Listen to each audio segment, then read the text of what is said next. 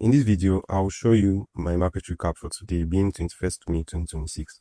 So, starting with gold, price broke structure at around 2 o'clock to the upside, and then changed character, bearish, at around 3:45. So, there wasn't any valid supply zone around here created for the next break of structure. And this was the supply zone that was printed. Entry was at this point.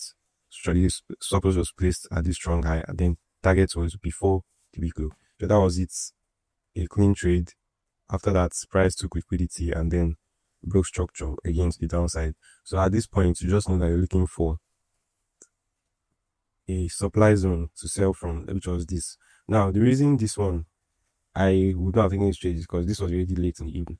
I think I start trading from early morning time, let's say around 3, 4, depending, to I stopped, let's say 4, 5. So this trade wouldn't have been taken, and as you can see, it just went through it and changed character back to the upside. Over to EURUSD. Price broke structure to the upside before changing character, bearish, at 3:15 a.m. So this could have been this supply zone that price reacted from both. After this break of structure here, I would have looked for a valid zone, let's say maybe around here, but this one was not serious. It wasn't one I could take. So as this happens, price changed character and then it came into this supply zone here. Came into this supply zone and sold. Changed character back to the downside, and now this is the supply zone that price is currently reacting off of. I do think it will break through it because it's already late in the evening, so anything can happen at this point. But currently it's respecting it. Over to GBPUSD. GBPUSD broke structure just like the other pairs and changed character again. Now, this one is the supply zone that I would have taken a trade from. But as you can see, it just broke through it. So that have definitely hit the stop loss, and then it changed character from there. There wasn't any demand zones to take a trade from, and price just broke through it again. Right now, it is currently at the GU supply zone. I think it will also break through it. And one of this one breaks through it, EURUSD should also have a break too. So on AUDUSD, same thing, a break of structure and a change of character. But now what makes this one fascinating is because AUDUSD's range was from here. Let me use this instead. Was from here to here. This was the whole range. So what we would expect is price to either to continue to know the next trend. We just want price to either change character, which it finally did, or break structure, break this level. But it didn't do that throughout the day. It was just consolidating around. So there was no trade that I would have taken. Now, what I would have done before was I would have said, okay, this is the first leg. This was the first move. Then price came here. I failed to break this level.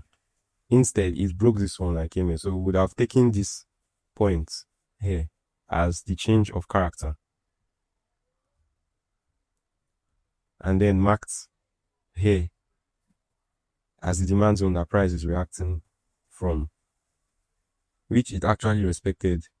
This could have been liquidity. This would have been a very nice setup. But why I didn't do this was because I've done this before in the past and it didn't work out well for me. So I just decided to stay away from it. Once I see this kind of large move to the downside, I don't even mind taking any trade again. I just stay away from it and focus on other pairs because other pairs will give me better price action. If I don't see from other pairs, then I will not take a trade for the day. Okay, so you guys should like the video, drop a thoughtful comment, share it, and subscribe to my YouTube channel. We are at 76 now. I like the work you guys are doing. Let's keep pushing to 100. And turn on the notification button so anytime you get my video, anytime I post a video, you'll be able to get notified. On X too, I'm active there. Follow me on Facebook, on TikTok, Instagram, and most especially my Telegram community. You guys should join my community there. We are building something special. So the links will be in the description. Do well to check everything. Just wherever you are, whatever other platform you're using, kindly just go there and follow me. So when you're done watching this video, you can as well just go ahead to watch the many other ones here. So back to the video. I've added a new pair to my catalog, to my watch list. So the new pair I've added is NZDUSD. I was honestly considering adding USD but I've not really seen it obey this kind of market structure, supply and demand and liquidity concepts I'm trading, to actually put all my energy and trust in the pair. I just feel like JPY pairs are honestly weird. I don't know, but they don't follow this. Another pair I considered looking at was BTCUSD, but same thing. It wasn't giving me what I was looking for. But I checked out NZDUSD, and not surprisingly though, because AUDUSD is obeying it, so it's just common knowledge that NZD should. So NZD started with a minor break of structure to the upside before changing character, like the other ones. Now, this was a very, very large supply zone, which I won't have taken. I don't think I'll have taken this trade. The only thing that will make me take this trade is if, in this case, which it is that the target was very, very close to the draw on liquidity, which was this point here. So what he just did was price came and tapped it, and then that was it. So apart from that, after it entered the supply zone, it almost took me out, as you can see here. After it entered the supply zone, it came down and hit the target. From there, this would have been a nice spot to sell from to. This is with this as liquidity, everything would have just worked to replace your entry at this point. Stop here, and target should be somewhere around here.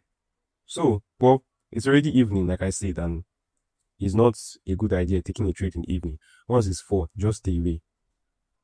And as you can see here, it just broke through the whole thing. Anyway, that's it on NZDUSD. Moving over to USDCAD. USDCAD had a break of structure to the upside. Now, USDCAD was the most straightforward pair today because it just kept on following actual market structure. It didn't give any what will I call it? It didn't give any deceitful moves, because other pairs will take liquidity, change character to the other side, change character. Don't worry, I'll show you USDCHF, but on USDCAD is just plain breaks of structure to the upside. That's all. It didn't make any extra. It didn't give a hard time. So we started with a first break of structure at 2:30 a.m. and then went up, had a small, not really small, but toward the closing of Asian session to the beginning of London session, it was accumulating, but it finally broke structure at 8:15, and then left behind this demand zone here. So entry was at this point, stop loss below it, target was just before the draw on liquidity, and worked out well.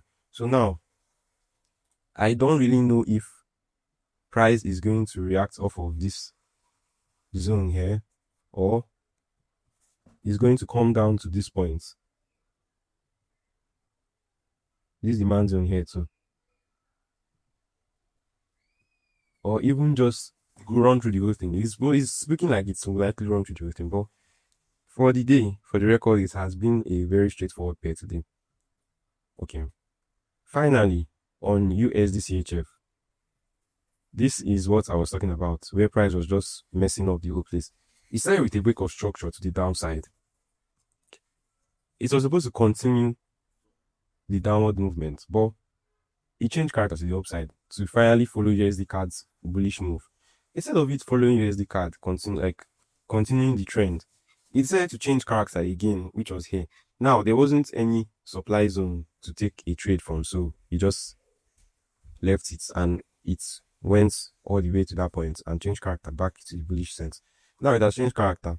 The only valid demand zone I'm seeing here is this, which it seems like is respecting, or it might just actually break through the whole thing, just like for USDCAD. Well, that's just how the thing has been today. The market has just been very unfriendly. Only USDCAD gave a clear market structure. So that's it on how to create supply and demand zones. And once again, like the video, drop your thoughtful comments. I'll try to be making these videos every day, explaining or going through market riff, the market movements for that particular day. So follow me on, subscribe rather to this YouTube channel, turn on the notification button, like the video, drop the comments, follow me on X, follow me on Facebook, follow me on TikTok and Instagram, and most importantly, join my Telegram community. So that's it for today's markets review. We'll see you again tomorrow. Goodbye.